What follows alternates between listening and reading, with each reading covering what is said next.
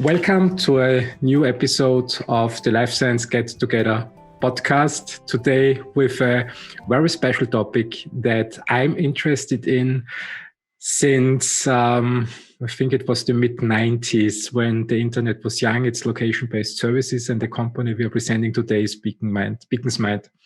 And on the call we have the CEO of Beacons Mind. I hope I spelled it correctly. Max Weiland. Welcome to the show. Thank you, Chris. Thanks for having me. Let me give a little bit of background where I'm coming from when it comes to location-based service, and then we jump into presenting your company and talking about what's going on in 2021. So it was mid 90s when I started at the University of Graz with my studies, and I discovered the internet, which was fairly young and new. I think it was 1992 and 93 that the CERN Institute in Switzerland put the World Wide Web into the public domain. And also, Amazon, Jeff Bezos' company, was pretty young. He started it in 1994, and the year after, I wrote my first email, which was pretty amazing because I could send a message to the other end of the world, and a second later, it already was read. I mean, back then we had mailings. And at the university, we started discussing and thinking about what can we do with the internet in business. And in a research organization that I was a member of, it's called Evolaris, it still exists. We had glorious ideas what we all can do: autonomous driving, self-driving cars, locating goods in the world, supporting, especially on the consumer side, people when they walk by shops so that they get really specialized offers, that they know, okay, what's on in the shop. And we had only one problem. The necessary hardware didn't really exist back then in the 90s. So all these ideas and these visions we had, we just folded it up and said, okay, it will take probably 1, 2, 3, or 4 decades. I then went into merger acquisition and listed companies. And I came back to these location-based services and logistics, especially when I started training for marathon, interestingly. Because measuring the distances in training, knowing how quickly I can run 10K, 20K is key when a person wants to improve themselves. And it was 2011, so it was a couple of years forward. And I thought, isn't there anything out there on the market? I mean, meanwhile, 10, 15 years passed and the technology must have advanced. Companies like Runtastic and Runkeeper were fairly young still. And when I think back about the first runs I tried to track with my app Live on, I think it worked, but not very well. And since we have the pandemic, it's here for 1 year. So everything I consider to understand about commerce and how that works and what improvements like Amazon were coming to the world, and also all these location-based services that not only improved the life of marathon runners, but also the life of people working in logistics completely changed. And I am pretty sure that the shops will reopen soon. So what I'm curious about in this episode is to talk a little bit about what's possible on the shop level. How can location-based services improve the experience of customers, and how can that benefit companies? And I'm very happy to have you here today. This is my background, where I'm coming from, what I know about. It's pretty basic. Max, give us a little bit of background to me and the audience. Where are you coming from? What's your background? Yeah, with pleasure. Thanks for this magical introduction. You had to wait for 4 years longer in 2011 to get a solution that pretty worked out for retail and your purposes. So yeah, I'm very glad to be here. Some facts about my person, where I'm coming from. So I'm coming from the media side. You know, I did an apprenticeship in the media in a small agency in Munich by beginning of the 2000s. So I have like I have like a feeling for media, and then I was working for consultancy agencies from Munich to Hamburg, and then in 2009, 2010, I founded my first company. It was the Eviom Group, and it's still in business, still operating from Europe to China with offices, so still in the game. And at this time, when the online marketing landscape appeared, there were just a few people outside there that did the management and the consultancy for big companies in different kind of verticals, such as retail, such as the industries, transportation, you name it. And then our idea was to found a company, and we were three of us. We were working for the Scout 24 group, like the holding of Finance Scout 24, Job Scout 24, and so on. And we did this for the verticals. And our idea was to build a company that is covering the consultancy part as the operational services. So in online marketing. And so the idea of Eviom was born. It was evident in online marketing, so a name in the game. And the funny thing was, we were growing very quickly from 50 to 60 employees. And in 2014, then I had the idea of Beacon's Mind, and then the rest is history. But this is my background, in what I did in the past. The rest is history. So this is a nice thing. What is Beacon's Mind doing? What is its position on the market? Yeah, so we are a tech company. We are headquartered in Switzerland, and we provide a SaaS solution that we offer to retailers to make them open up location-based marketing as a complete, strong, new marketing and revenue channel. And bridging the gap between the offline, like the brick and mortar business, and their e-com business. And we do that with our solution that is combining two parts. First, we have the Beacon's Mind Suite software. That's our SaaS solution, what we give the retailers access for. They can have a login there with email and password. To manage the Bluetooth beacon hardware, which is the second part of our product. And the Bluetooth beacons we use, and the beauty of it is they can be implemented very quickly in the lighting rail infrastructure of any retailer. And it's nearly a plug-and-play process to use our solution as well. And with our solution, we bring more customers into the stores. We have an impact to the customer loyalty, the shopping experience of customers, and in the end, of course, an impact to the revenues that retailers can make out of it. And our solution is able to, once implemented into the retailer's mobile app, to localize customers via Bluetooth, via the smartphones, next to a store or inside a store.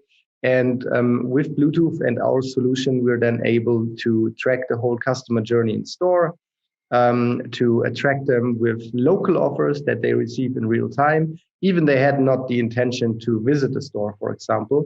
And all of these location-based data and marketing aspects can be delivered in real time to the retailer that is using our solution. And that makes it why it's an outstanding and outperforming new channel for retailers with data they never had. That's great. I mean, it reminds me of some ideas that we started thinking about in the 90s. So one of these ideas that probably also got matured a little bit with me getting older was that when I'm at home, searching the internet for the product I need, and then I walk through the streets and come by a shop that actually has what I need and what I searched on the internet, that my mobile phone tells me, hey, wait, what you need is right in there, and you get this offer here. Is something like that possible with your solution? Yes, that's possible. I mean, as we have the data of the customer, once we are allowed to use it for the customer or for the retailer that is using our solution, we're able to identify the visit and purchase behavior of each customer.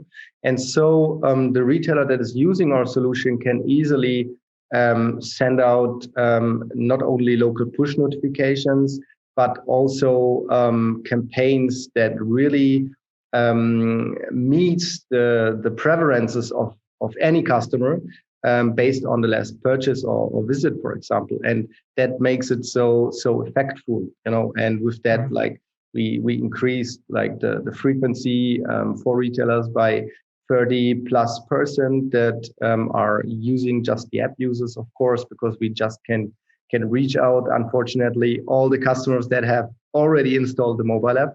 And we have also an impact to the revenues as well, because the customer gets an approach at the right time once he is next to a store or in the store. And this is something a store employee would never be able to do, because that would mean you need like thousands of employees in a store to approach any customer, and even since COVID hit the retail landscape, it's just a matter of time where retailers will reduce the front line of store employees and need such technologies that are able to like having the local approach in the right time, since one of their customers is outside the store or inside the store. I absolutely can approve that approach. I mean, I think it's it would be very beneficial to my life if your solution would be installed in many shops.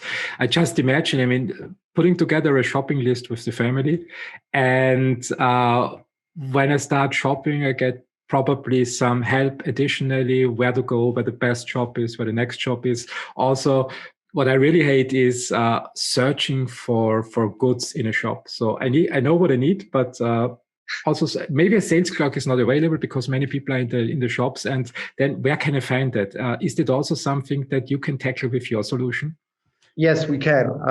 I mean, that is something like the local approach at the shelf, or a different kind of area in the store, like as you said, like the accessoires or menswear or women's wear, whatever you want to shop. And of course, we can trigger the right offers in the right different areas to let you know where you can find which kind of pieces in the store. But you can also, I mean, Bluetooth, and that's also an important point I want to address. I mean, Bluetooth is a standard when it comes to a local approach to customers via their apps or devices, because as you know, I mean, Apple is here a standard. They have these AirPods, they're working with Bluetooth, they have the Bluetooth chips, the beacons inside. When you connect to your Sonos device via your smartphone, you also use a beacon that is inside the Sonos box.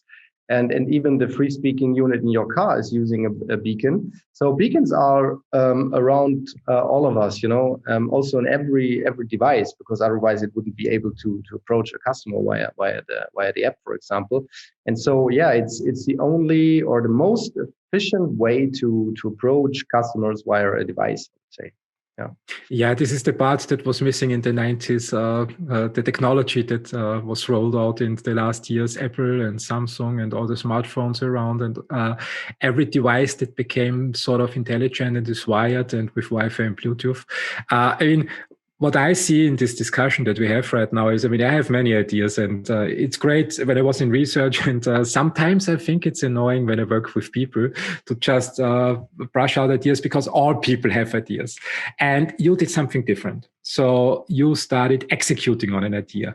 What in your life flipped the switch that you went from, I see that there is a problem, I also could imagine a solution, and then I start doing? What was the event that made you going? Yeah, I remember very well. It was in 2014, and a friend of mine came from a trip to the US, and he founded a company in 5 years ago and sold it to a big group in Germany. And it was also like a tracking technology, and he says, hey, there is a very demanding topic. It's about physical web. It's like tracking the real world. And Apple recently launched the iBeacon technology. That was quite a hype, by the way, in 2015 to 2017.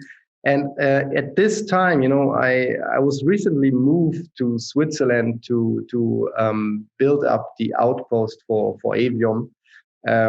Because we had some clients here and so on. And since my friend told me that there is a technology like this outside there, I couldn't stop thinking about, of what to do with that and how to make like a product out of it. And so for me, it was pretty clear to make a product out of it and to let retailers benefit from it, mostly because they have this kind of gap. They couldn't connect or combine their brick and mortar business with e-com.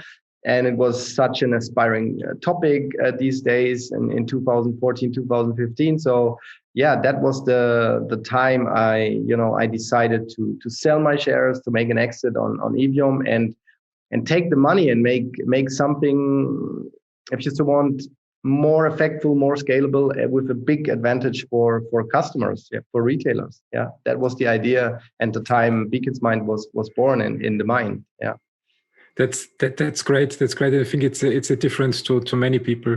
So many have ideas, and only a few start really putting it into a useful technology and into a company. Speaking of a company. A company is not a one-man show, and you also mentioned that you have built a team.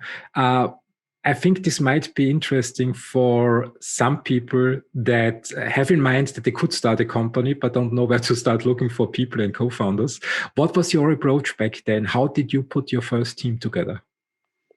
Yeah, when I look back, I still remember, even it's 6 years ago. But at this time, just to make it understandable, the situation.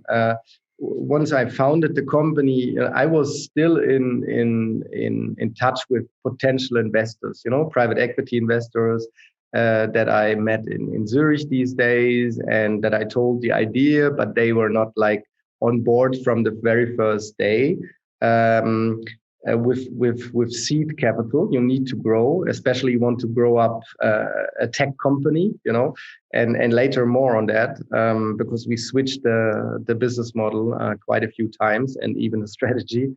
But to come back to your question, I mean, I started with almost, equity capital, like just purely equity, 100,000 Swiss francs I put in to found the company, because in Switzerland, you have that kind of company that is a stock corporation, and that means you need to put in a 6-digit amount, which is quite tough if you didn't make an exit before or whatever. And at this time, we were really low in cash, so that meant I don't had like $1 million investment, and so I couldn't hire like 10 salespeople and 10 project managers and 10 designers or developers to start. So I had to be very creative how to use the money, because it was almost just my money, and you feel every Swiss franc, every euro you spend, you feel it in the pocket. There's a lot of skin in the game, as they say. So I had to do a lot of by myself, like with the right people. So I started to go to my network, and I asked, and the very first employee was Anna. Anna is today our COO. And she is in the company since almost 6 years, and I hired her for Eviom 5 years ago. So we are working 10 years together now. But at this time, I asked her, hey, could you imagine to move to Switzerland? I have an exciting project. And the funny thing is, before I founded the company, I told her, we're on a business trip for Eviom, hey, I think I have a good business idea, and it will be awesome, right? I had no idea where this will go. But she then said, hey, Max, I'm with you. Yeah, I will join you whenever you ask me. And then I asked her, and then yeah, she joined and moved to to Switzerland as well. She was she's still today my right hand, in the company.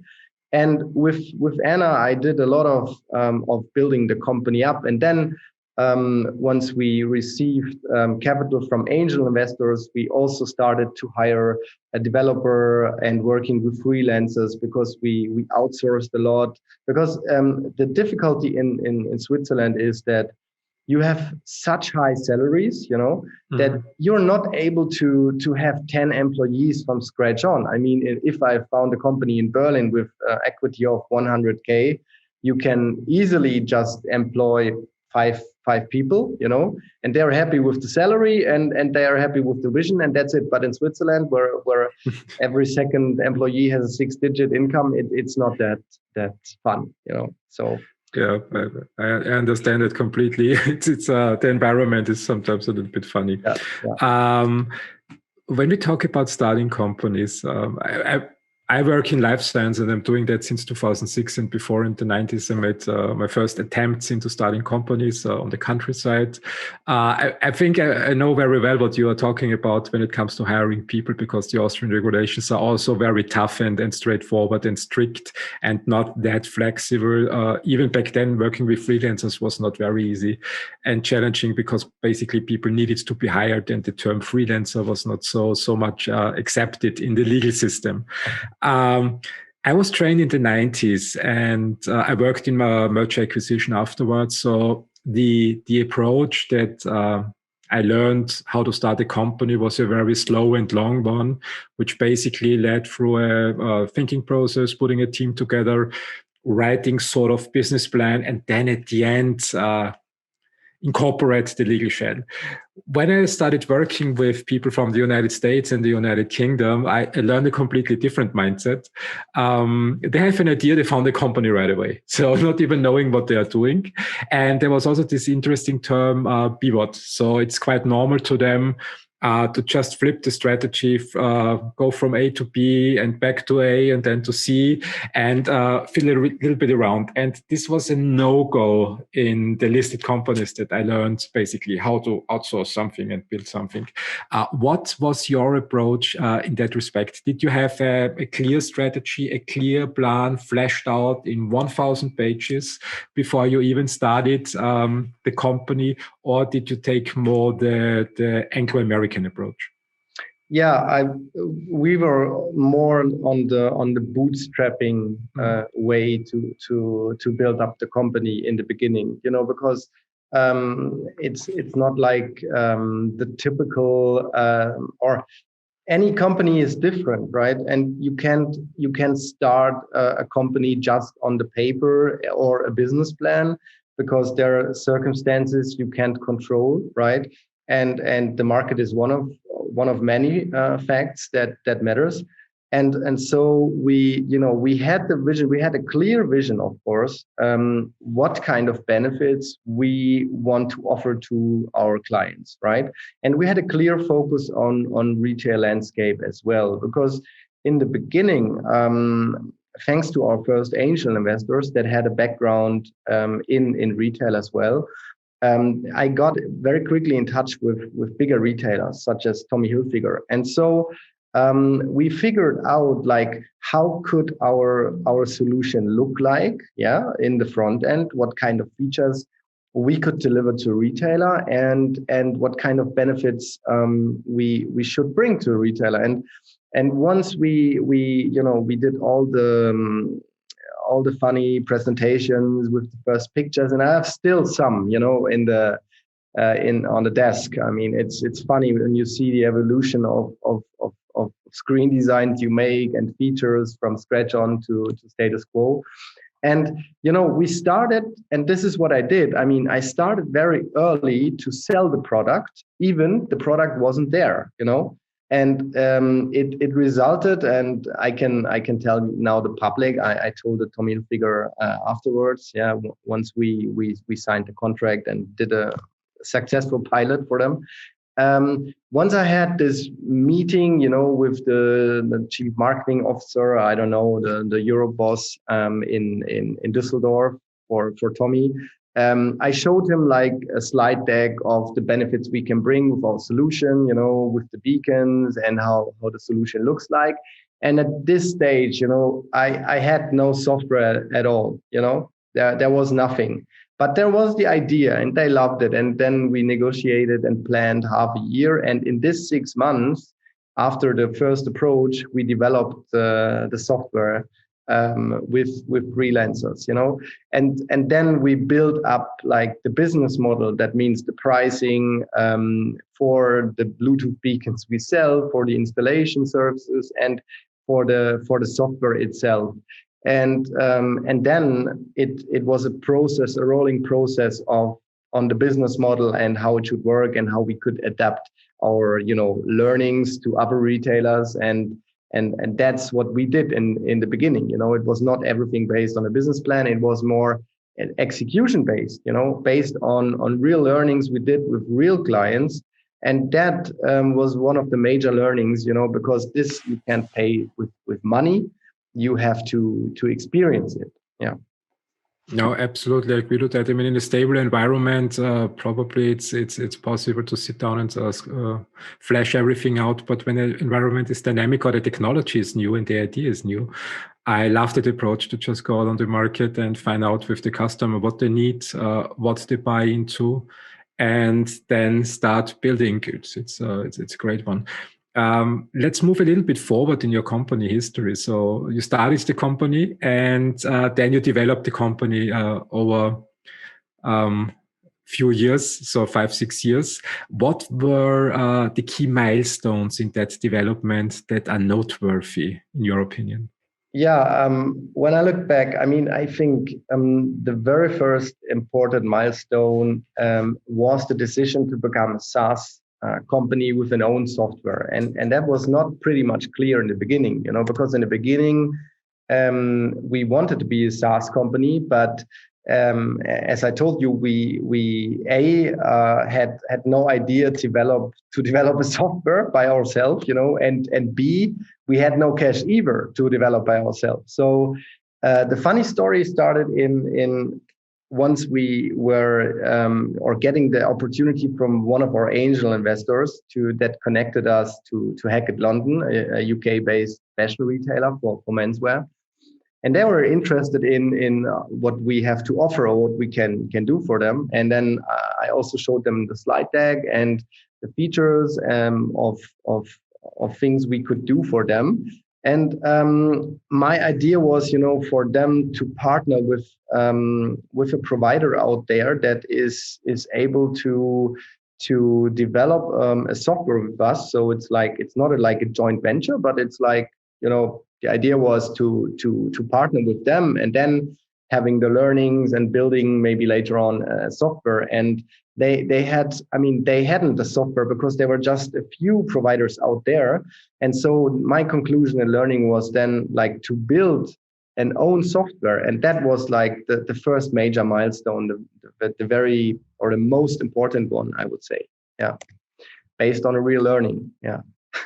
And if I think of a second important milestone, next to the funding of the company and the trust of our first angel investors, I could inspire for investment in the company, was the moment we received the very first project contract from Tommy Hilfiger, in 2016. And then quickly afterwards from the Bollack Guggenheim group, which operates the Marco Polo and Guess stores at that time in whole Switzerland. And these both, companies gave us that trust and the contract where we could pay the first bills, and we were not profitably in the first year.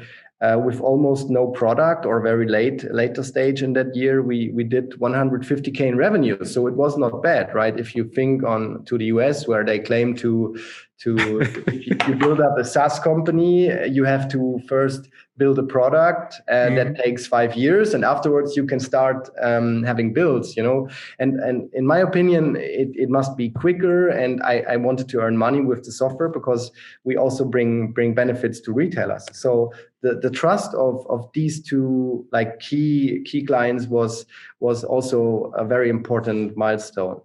And I did take a note on that because there are so many more milestones, and I try to have the essence of the most important ones. The first most important milestone in my point of view was next to development, the company, of course, the hardware, the software, and the proven business model. It was the trust of our respected client Adidas in 2018, and you see the second milestone and the third are almost the same, right? Because it's about trust. It's about clients that they gave us that trust, and like us as company that were able to deliver benefits to them, and Adidas came to us in 2018, and with help of their trust, and we developed our collaboration. We could build a successful project, and that resulted in a global rollout of our solution in means an implementation in their stores in over 25 countries now. So I would say this is the very, very most important third milestone from my perspective. Awesome. Like I can really relate to that. No matter how many companies somebody starts, I think the process of seeing a problem and then having a solution in mind that I think it can work is one of these amazing, mesmerizing, and magical moments. The second one is putting a team together.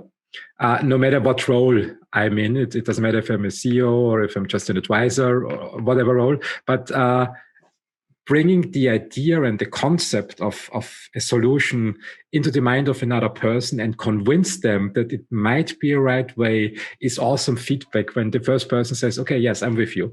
I'm walking with you.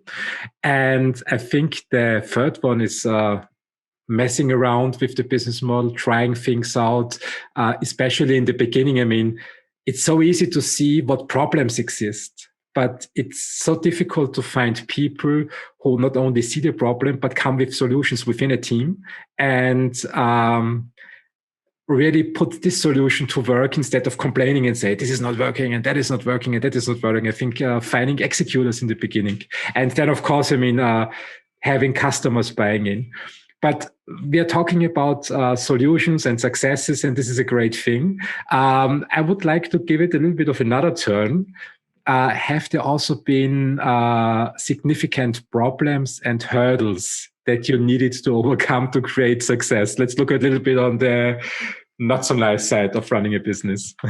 Yeah, I mean, in an entrepreneur's life, you have always hurdles, and you got always challenged, with new situations and showstoppers and and roadblocks you have to push out of the way, on the way to building a company. And yeah, there were really not just a few. I mean many of them, and to answer your question, how did we or I overcome hurdles with success or create success? I mean, I did a lot of mistakes, of course, because we were in a business that we were never been before. Of course, I had experience in consultancy business, sales and marketing, but software development and hardware distribution means a complete different thing. So there were some moments we have to, or hurdles we have to overcome, next to the biggest challenge, the liquidity. I mean, the liquidity is like the air you breathe, as an entrepreneur, because without cash, you can't make any step further, because you can't pay salaries, you can't pay for R&D, for the software development, and even for sales, and that means sales was the most important thing, or the biggest hurdle to overcome to have success. and that means to identify the right clients over the network with the right people to get in touch with, to inspire them for the solution we offer. And that was one of the biggest hurdles I had. I mean, they have to inspire people is if you have the right product and the right approach, is not the most complicated thing on earth. But if you have no cash, to pre-finance the development, then you can't realize a project. And so I would say to finance everything was the most hurdle we had here, and that set challenges every year. Yeah, I know that as I said, I'm working in most of my time in the life science industry, and every business plan that I write starts with, we need 1 billion to bring something to patients. So how can we raise that money? And the interesting thing, I mean, I'm in the process of reading this book. It's Principles from Ray Dalio. And he points out in his book that entrepreneurs should sit down and always think about what did they learn and what principles did they discover, and write them down and publish them. So inspired by this thought from Ray Dalio, I want to ask you the question, with all your experience you got from starting companies, funding companies, founding companies, building companies, are there some noteworthy principles that you learned and that you think are worth sharing? Yes. I mean, to answer this question properly, I'm afraid we don't have enough time, right, for that in our podcast. But honestly, I learned most of it from mistakes. And by the way, I did a lot of mistakes. That's for sure. I told you. And there is a principle, yes, I would say. And the principle is, to always stick to your vision you have, and setting you goals every day, because building up a company is a process. It needs endurance, and you need to have a lot of resilience, to overcome all the hurdles. And the principle is just stay your ground, like believe in the idea, that's very philosophical, but to believe in yourself is the most important thing, because there is no other person that can make the company grow. Of course, you can grow a company with money, but if you are not working on goals and not achieving that goals, you can't be successful. So no one can cover the work you can do, and that means stick with it and work on it every day. That's a principle I've learned. Yeah. Great. I mean, I agree to that. Sitting down, even especially in the bad days. I mean, the good days usually take care of themselves. But not every day is a good day. I mean, we're all human beings. And also on bad days, sitting down and working a little bit, at least, towards the goal is, that makes a difference in the long run. It like Warren Buffett says, it compounds. So it's compounding interest. I mean, you don't, to be honest, right? You try to make the best out of your mistakes, and there are many principles to write them down, to learn from it. But in the end, you get an instinct for which could be good or not good, or not, going well. Because you build a feeling for that, based on the learnings you make and the failures. Yeah, you have also your successful moments and your successes, but the most you learn is from the mistakes. Yeah, and I'm not sure if the author of the book you read, did he find any company so far, or many, or where does the experience come from? Ray Dalio is one of the investors that were famous in the 80s. Mm-hmm. It's quite funny reading his book, because it was the time when computers were were young. Also, I mean, some entrepreneurs of these days, Steve Jobs, for example, he did pretty much something that you are doing. He sold software and hardware, like Bill Gates was just on the software side. And Ray Dalio describes in the book how he started working for hedge funds, how he started his own fund, how he messed everything up and had to go back to zero, and how he learned out of his mistakes. And this was also the thing that he mentioned, that he learned that pretty much the same what you are saying, that through making mistakes, he got better. And also an interesting part in this book is where he says that he puts together a team as sort of meritocracy. So where they share basically their learnings and their experiences, and where they share also their opposing views of the right solution. And he says the only way to come to the right solution is to listen to the pros and the cons of the team, and not just surround yourself with people who just share your opinion because you pay them.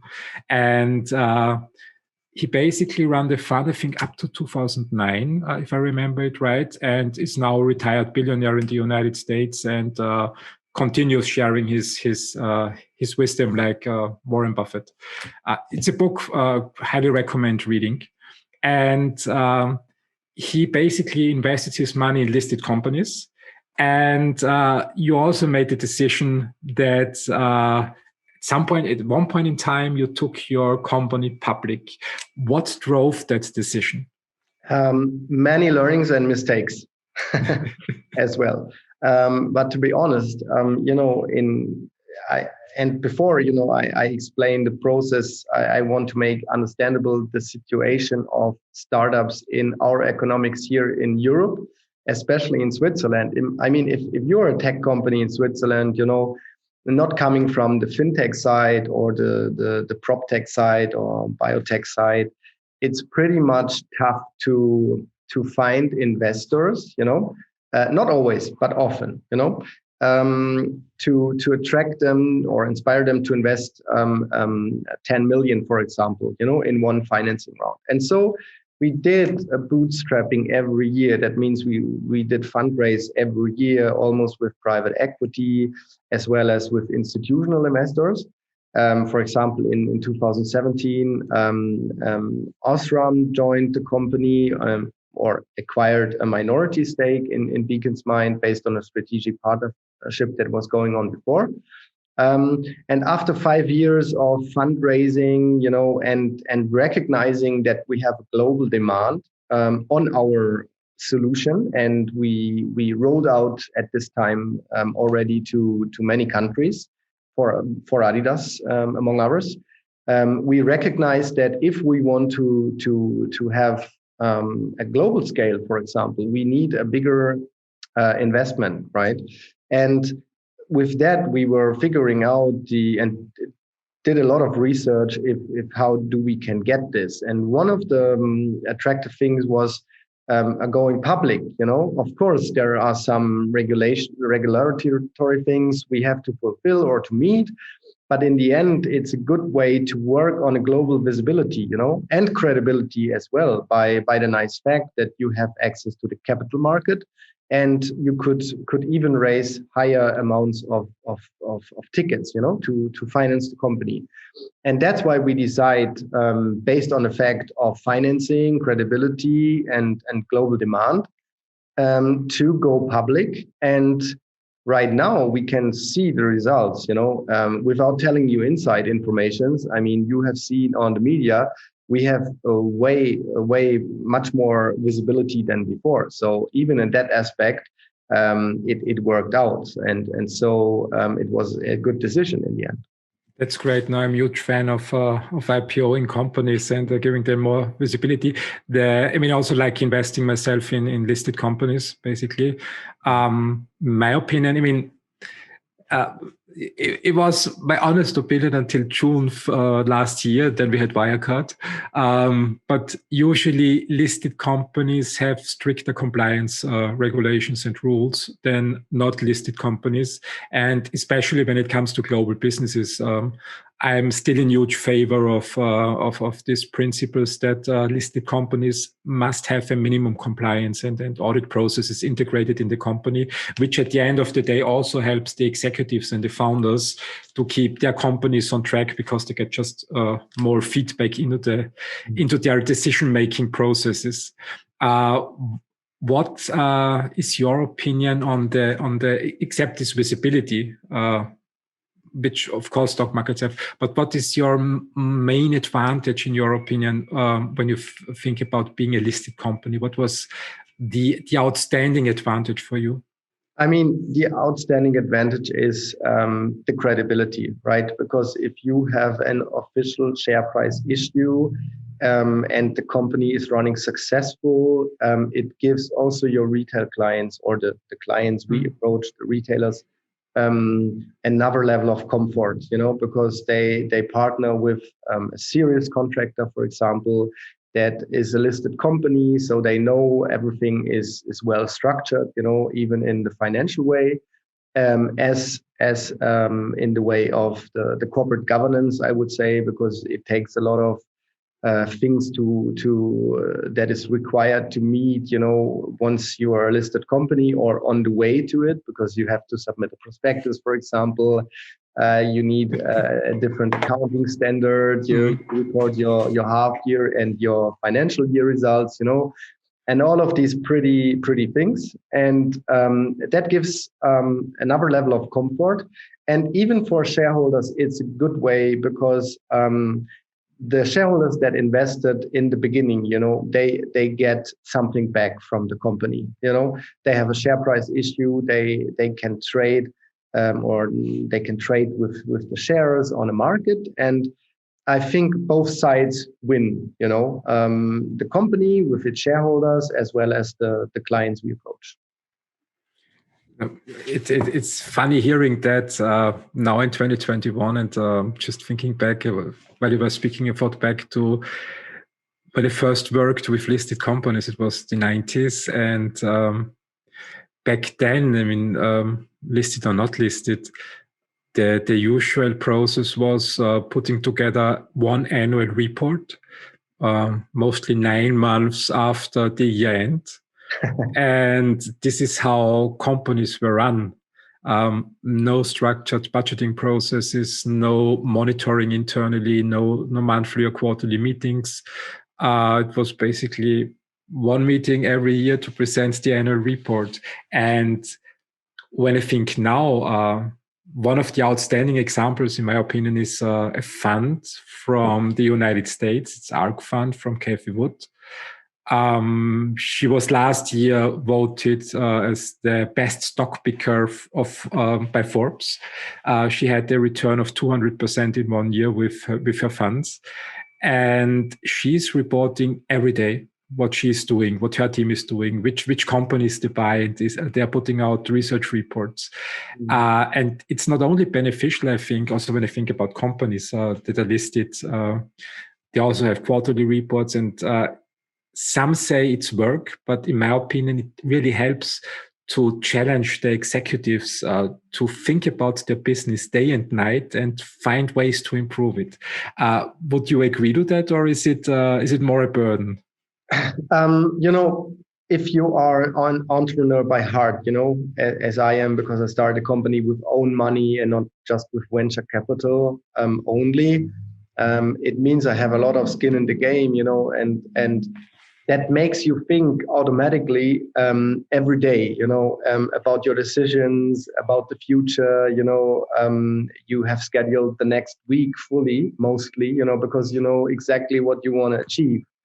And if it's a different thing if you're just I won't like reduce it, but if you're just a manager, like an executive manager, like a CEO that is hired or employed by a company, and you have no skin in the game because you're not a significant shareholder. You just get your salary. I mean, you get tons of salary, millions mostly, especially when you're managing a hedge fund. Then it's a different thing, Then I would say, yes, it makes sense. It's good for the shareholders to challenge the executive management. But in our case, because I'm the founder, I'm in the board, I'm the major shareholder of the company. The shareholders trust me, because they know I have skin in the game. They know that I'm just doing Beacon's Mind. I found it, I executed it, and I want to make it big now. And so there is no need to challenge with the daily reporting, for example. So for me, I wouldn't say it's a burden. It's a normal thing, because also the shareholders have right to know what's going on in the company. And I'm aware that I'm the major shareholder right now. It's not my company. Yeah, I'm not the owner of the company. I'm working in my position as a CEO for the shareholders, for the company. That's my understanding of my job, because of course it switched from founding the company as the only shareholder or one of two or three until the point we have right now, where we are open to the public, and I don't know the exact number of shareholders. So yeah, the times changed. I'm aware of this, and for me, it's not a burden. There's no need for a challenge, and for an executive manager that is employed, I would say it makes sense. Yeah, even they won't hear it. Yeah, I agree with that. And I love the point that you made that basically you as a CEO are serving your company, are serving the employees and the shareholders, and you're working in the same direction than they do. And in the end of the day, it should also be that way that a CEO is compensated when the others are compensated. So it's the better he's doing his job or she's doing her job, the more compensation is fine. When I look at your company, I mean, usually I thought doing one IPO is sufficient. So you start a company, you get it listed with all the benefits that you mentioned. And that's it for a while. And then I got the information that you are listed on 2 stock exchanges. Why? Why? What was in the core of the decision? Yeah. So first of all, I want to point out, it's the result of our strategy, because once we were listed at the Euronext stock exchange, we had access, of course, to French speaking investors, even to the landscape of potential retail clients, because Euronext is in Paris, as in other countries and capitals, is a well-known brand, and you have a lot of investors there, even tech investors. But as we are in Switzerland and Austria seems so much closer to us, it made sense to do a listing also there, because we have access to a new capital market. That means to German-speaking investors, so very close to our headquarters in Switzerland.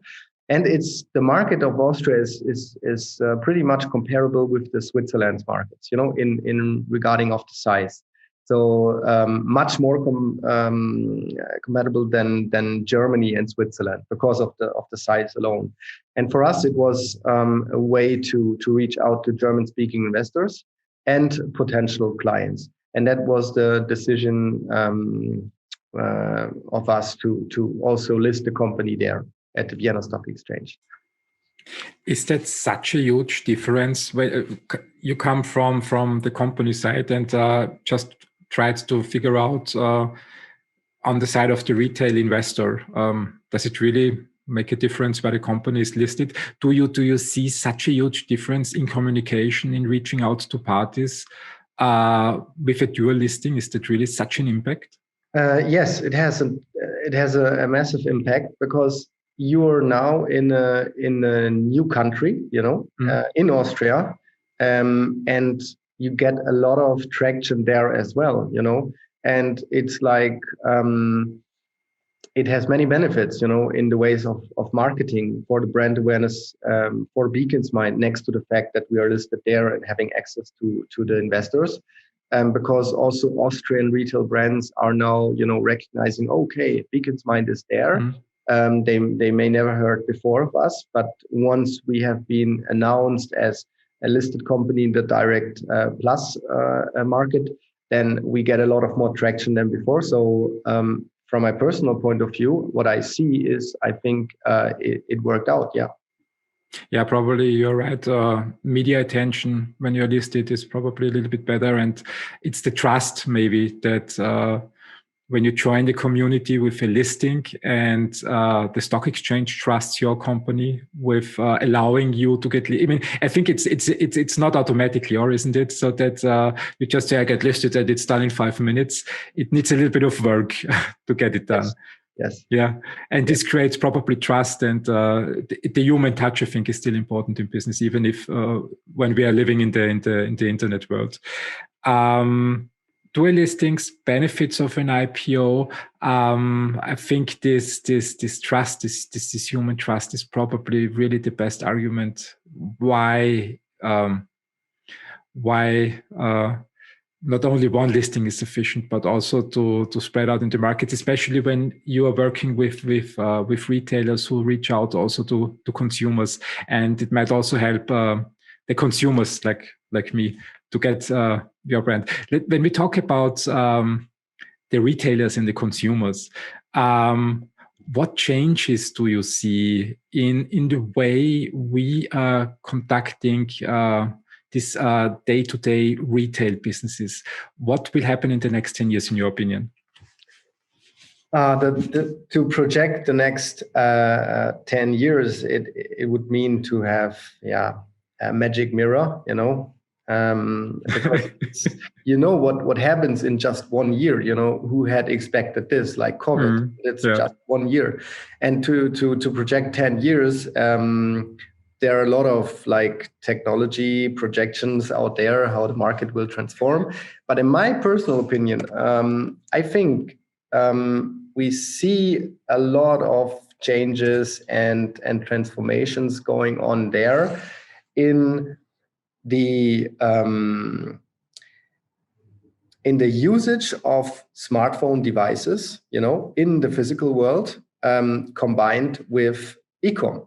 Because bringing both worlds together in real time is like the last step to a whole digital world, I would say, because it's like the last step, to bring e-com and the real world together. And in my opinion, and we see it on a few examples, just to mention one. Amazon with their Amazon Go stores that are nearly contactless, and by the way, also with NFC technologies such as Bluetooth. So in my opinion, we'll see a massive transformation in the physical web environment, and means reaching people locally in real time with NFC technologies, as said, such as Bluetooth. And we will also see retailers that will centralize the user in the middle of the brand strategy. And a good role model here is, our client, Adidas, because Adidas launched their, own the game strategy recently. And that means they put the customer in the center of all of their activities, and they want him to be on the mobile app, to let him benefit from, the gap or the connection between physical stores and e-com. And that's why, among others, they use our Bluetooth beacons, for example, because with that centralizing strategy, they are always with the client, with the customer. That means no matter he is or a customer is visiting e-com, no matter he or she is in store, they always have a direct local approach to them, and they can connect and building a physical web out of it. And I think this is the way it goes in the next maybe 5 years. Maybe we see it earlier. I don't know. I mean, nobody knows, but we have feelings right now. We have indications, and big brands with high brand awareness are going to be offline as well. There are many or tons of examples like Doc Morris, like the pharmacy chain that started in e-com and now building a huge infrastructure of pharmacies on site where people can get their purchases. They reserved in the e-com right away after a store next to them. And this is the way it goes, And if you ask me, I mean, I won't stress it too much because you see it every day in the media, like which kind of impact COVID will have and what kind of COVID or post-COVID world we were living in. But if you ask me, I think people will be like, they will have a complete new level of appreciating local stores, being together, shopping around by themselves again, not only online. And you see it in the UK, in London, Yeah. Since the lockdown was disappeared, people went outside, having party, were shopping as hell, and that will happen, and they will have a new appreciation level of local stores. And so, we see a lot of more technologies, even in our vertical or segment, that will appear to make the physical web come true. Yeah. No, this is funny that you're saying that the COVID was a huge hit to all industries and to all people, especially with the lockdowns. And last year, I was pretty amazed how well organized the world really is. So one of the fears I had when Austria went into lockdown is I was absolutely not prepared. So I didn't read the newspapers and I was not aware of what was going on. I just did my business and was not expecting something to happen. So I had not bunkered a lot of goods. So I was, where can I buy that? So when everything is shut down, I need to replace clothes and running shoes and stuff like that. And I never considered that I would buy that stuff from Amazon. Mm. And this was one learning. I mean, I can buy it on Amazon, I get the cheapest price, and I get it delivered right to my door for 0 expenses as a Prime member, which was a great thing. And then happened what you were saying. Social life was turned down to 0. And suddenly, I mean, I always hated going shopping on the weekends, running through shops, trying to find the right things. I mean, your solution 5, 10, 15 years ago didn't really exist. So which could have potentially helped me find the goods quicker. I really hated it. But with the pandemic, and with the social life turned to 0, I realized that shopping had a social component. It's talking with people in the shop, talking with the shop owners became a completely new quality. And I really wonder what of that will stay and remain in the world. And there's one question that pops up in my mind to you when we see all these changes and what you described. Where do you see Beacon's Mind in that game? What role do you want to play with your company in the future? Yeah, I agree. It has a complete new. It will generate a complete new of experiences, I guess.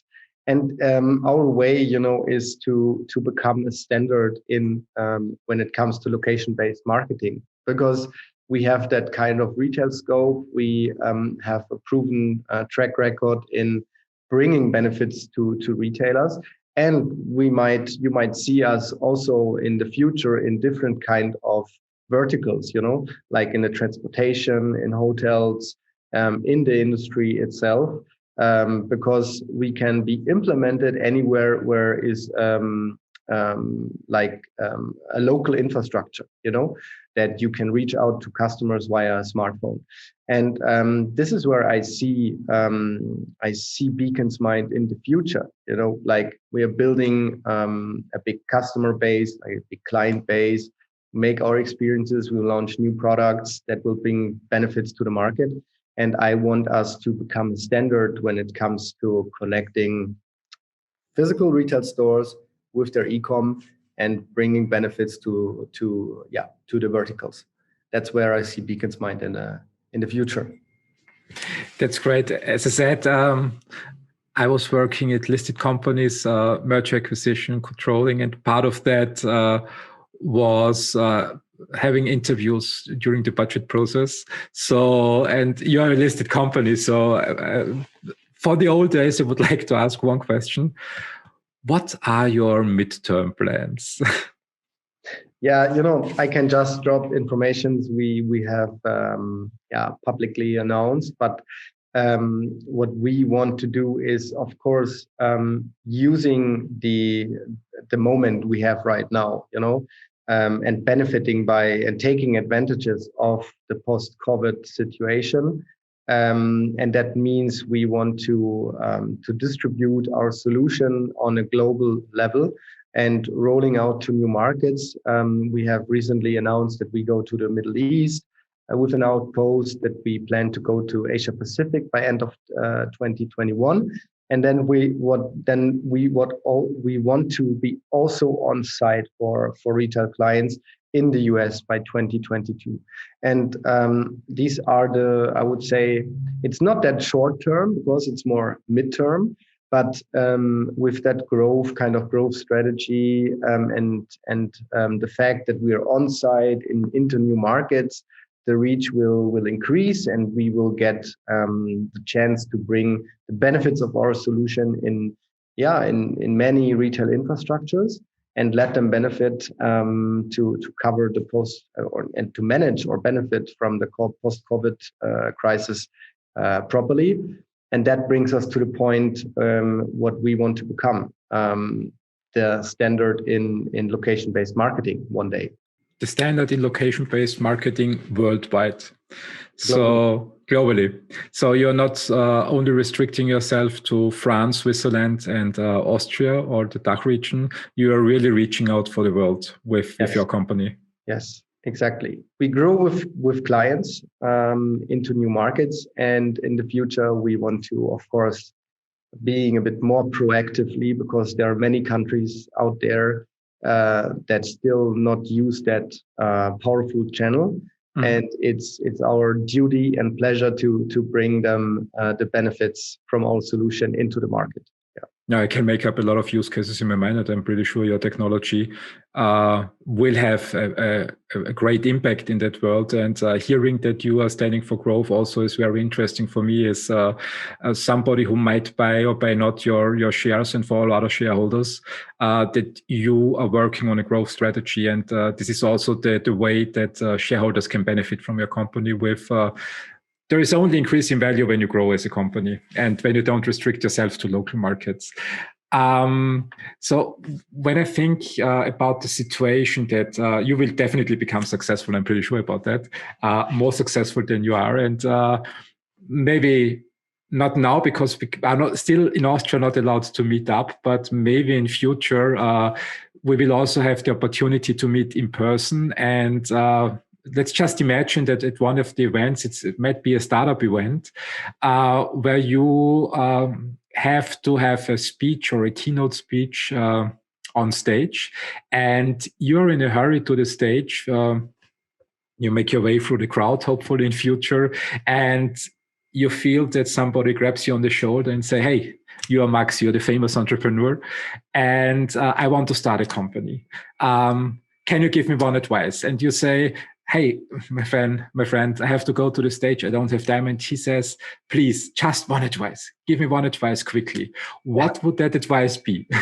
So I'm glad that you asked me that question, and that the entrepreneur that approached me is a he, because then I would promptly reply that he should always listen to his wife, And if he doesn't is married so far, I would recommend him to always listen to his instinct. To be honest, you have to always listen to yourself in the first place, because as said in the beginning, there is no one else except you building a company. Because it's your company in the beginning, and it's driven by your passion, by your mindset, by your resilience, and all the goals you want to achieve. So at a later stage, of course, you can work with investors that are acting as sparring partners and having the same goal as you have. Of course, investors always want to make more money out of it, mostly. So that's what they claim. And no, that's their job, to be honest, and I appreciate. And of course, never never. It's very philosophical, but it's true. Never back down, never give up. Let everything in flowing. And be a yay sayer. Yeah, that doesn't mean you have to say yes to everything, but try to keep everything in flow. Don't say too quickly no to something or someone, because it could be a good idea, later on, and you would regret if you didn't take the advantage of it. And so that's my recommendation to an entrepreneur that wants to conquer the world or change the world with another company. But as is true, to always listen to the right people. It's more importantly very crucial to not listen to the wrong ones. And in my experience, and I did it by myself, of course, as well. I met a lot of so-called startup advisors or coaches out there, that even read books but never act as an entrepreneur and are in the board of any kind of startups, but they don't have the experience, to bring you ahead. And that's a bad thing, as you mentioned before, like advisors, they're just taking money and you're listening to them. And in the end, you couldn't benefit from it because they have no experiences as well or the same level as you have. And so, always listen to the right people, follow your instinct. And if there are any doubts, listen to your wife, or partner. So that's a good idea. I almost follow anytime. Yeah, no, I agree to that. This is sound advice. Especially what resonates with me is the point where you mentioned to find the right people to ask for advice. And I think going to people who already achieved what you want to achieve, who already have built a roadmap to the goal, makes a huge difference compared to those who read books about what might happen. Max, thank you very much for this interview. I think we could dig in to more details in many, many topics. I really enjoy talking to you, but I'm pretty sure as a CEO, you have a lot on your agenda. Thank you very much for participating in this podcast. I wish you and your team all the best, and I'm looking forward to hear more success stories from your company. Thank you, Christian. It was a real pleasure, and I hope the audience liked the journey and some quotes from the past. I'm absolutely sure. Have a great day. Thank you. Bye. Bye. Thanks for listening. Please share the podcast and make sure you've subscribed. Have a great day.